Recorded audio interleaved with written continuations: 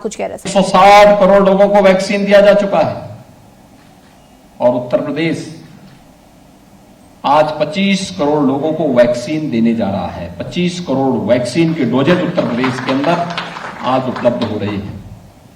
देश के अंदर उत्तर प्रदेश का कोरोना प्रबंधन एक मॉडल के रूप में लिया गया है। फ्री में टेस्ट, फ्री में उपचार, फ्री में वैक्सीन, फ्री में राशन और प्रत्येक की चिंता करना, हरेक के जीवन की रक्षा करना, यह हमारा दायित्व भी था। और आपदा के समय हरेक व्यक्ति के साथ खड़ा होने का शासन का जज्बा भी था। इस सरकार ने किया क्योंकि यह हम सब की जिम्मेदारी थी। कुछ चीजें आपने देखी होंगी। कोरोना कालखंड में कांग्रेस गायब थी, समाजवादी पार्टी गायब थी, बहुजन समाजवादी पार्टी मैदान से गायब थी।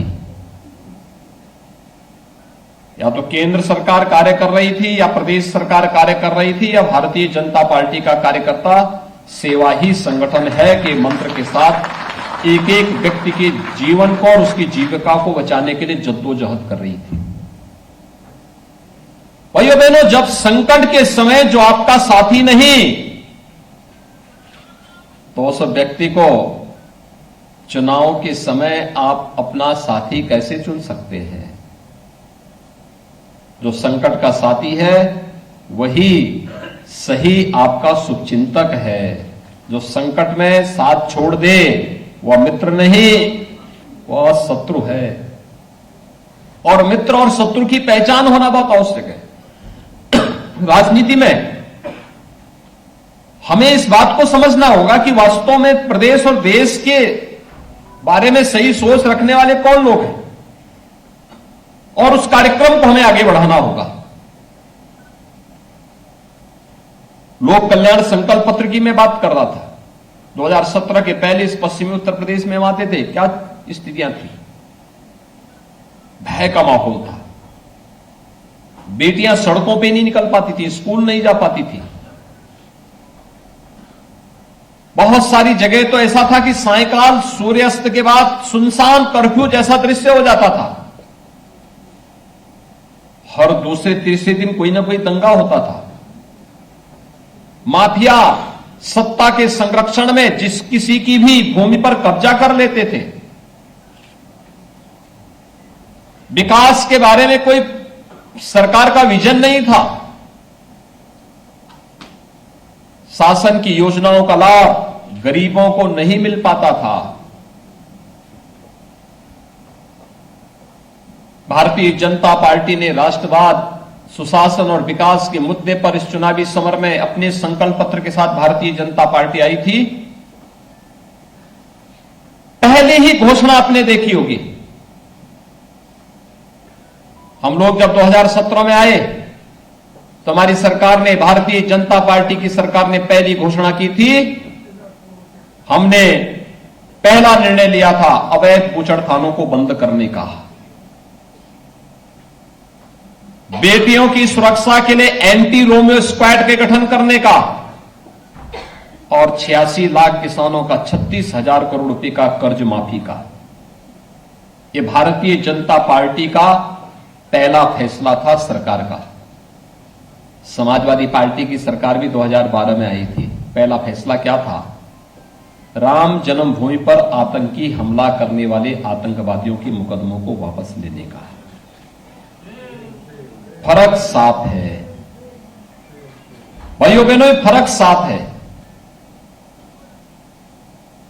वे आतंकवादियों के मुकदमों को वापस लेते थे, माफियाओं को संरक्षण देते थे, प्रदेश के पेशेवर माफिया और हिस्ट्री सीटर उनका शागिर्द बनते थे, सत्ता को शोषण का माध्यम बनाते थे।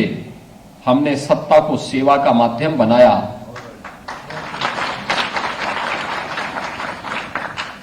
वहां पर मुख्यमंत्री और मंत्री बनने के बाद सबसे पहले अपना बंगला बनाते थे।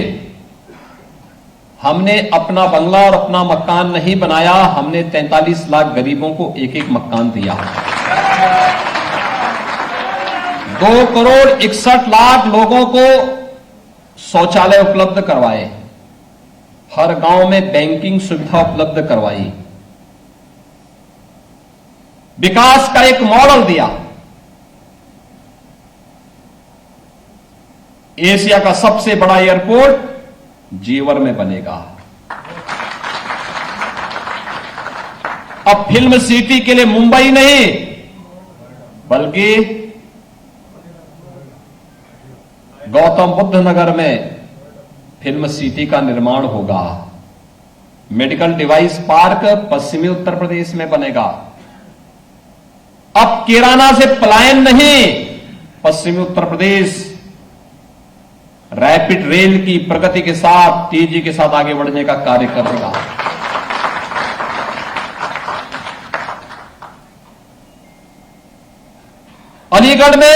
अलीगढ़ मुस्लिम विश्वविद्यालय की स्थापना के लिए राजा महेंद्र प्रताप सिंह जी ने अपनी भूमि, अपनी प्रॉपर्टी दान की थी, लेकिन अलीगढ़ मुस्लिम विश्वविद्यालय में उनके नाम का एक भी पट नहीं। हमने उन्हीं के नाम पर एक विश्वविद्यालय, राजा महेंद्र प्रताप सिंह विश्वविद्यालय, उसी अलीगढ़ में स्थापित कर दिया। राजा महेंद्र प्रताप सिंह 1915 में भारत की एक अंतरिम सरकार का गठन अफगानिस्तान में रह करके किए थे, देश की आजादी के दौरान। मेरठ में स्पोर्ट्स यूनिवर्सिटी का स्थापना हो रही है। सहारनपुर में मां शाकंभरी के नाम पर एक नए विश्वविद्यालय की स्थापना का कार्य चल रहा है। पहले गाजियाबाद में हज हाउस बनता था, हमारी सरकार ने कैलाश मानसरोवर का भवन बना दिया। भाइयों बहनों, पहले यहां के व्यापारियों से, यहां के उद्यमियों के साथ माफिया किस प्रकार का व्यवहार करते थे, आज किसी माफिया की हैसियत नहीं। किसी व्यापारी को, किसी चिकित्सक को, किसी संभ्रांत नागरिक को या किसी गरीब की संपत्ति पर कब्जा कर ले, क्योंकि अगर करेगा तो बुलडोजर भी चलेगा।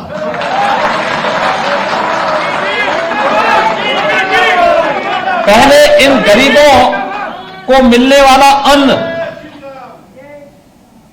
गरीबों के पास नहीं जाता था, यह अन्न माफिया के माध्यम से बांग्लादेश पहुंचा दिया जाता था। आज यह अन्न उन गरीबों को उपलब्ध हो रहा है। 15 करोड़ गरीबों को डबल इंजन की सरकार डबल डोज का अन्न भी उपलब्ध करवा रही है।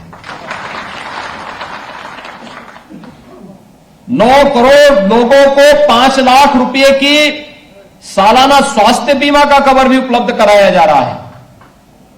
और 1 करोड़ लोगों को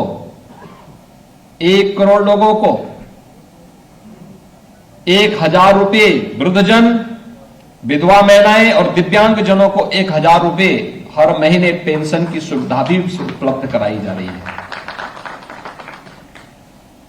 भाइयों बहनों, 2017 के पहले बिजली आती ही नहीं थी।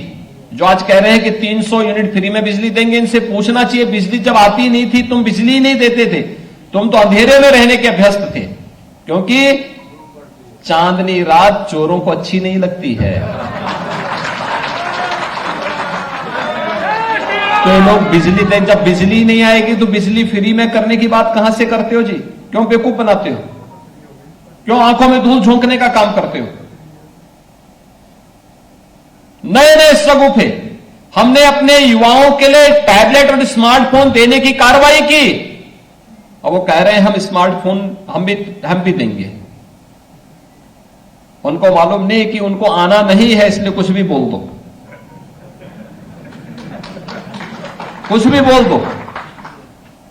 कहते हैं हम पुरानी पेंशन बहाल करेंगे। जब ये पुरानी पेंशन रोकी गई थी तब उनके अब्बाजान ही प्रदेश के मुख्यमंत्री थे।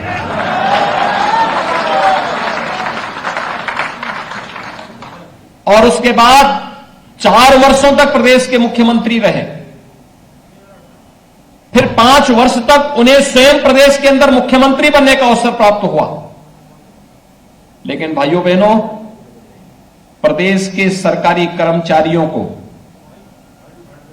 प्रदेश के सरकारी कर्मचारियों के बारे में उनके पास कोई सोच नहीं थी।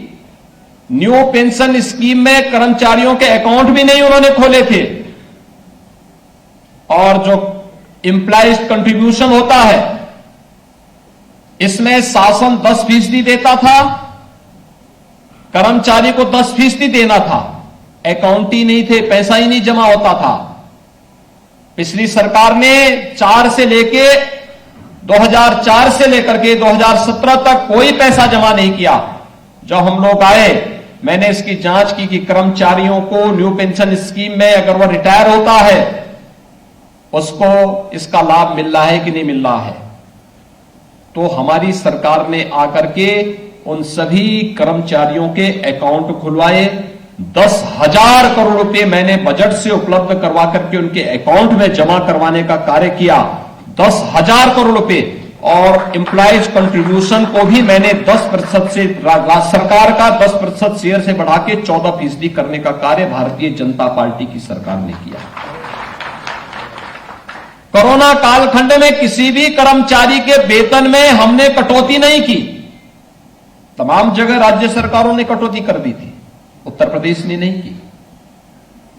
लेकिन जिन लोगों ने विकास नहीं किया, माफियाओं को संरक्षण दिया, पेशेवर अपराधियों को शागिर्द बनाकर के प्रदेश में लूटमाट मचाई, प्रदेश में दंगों की एक नई श्रृंखला खड़ी की, आज उनके टिकट भी उसी रूप में आप देखने को मिले हो।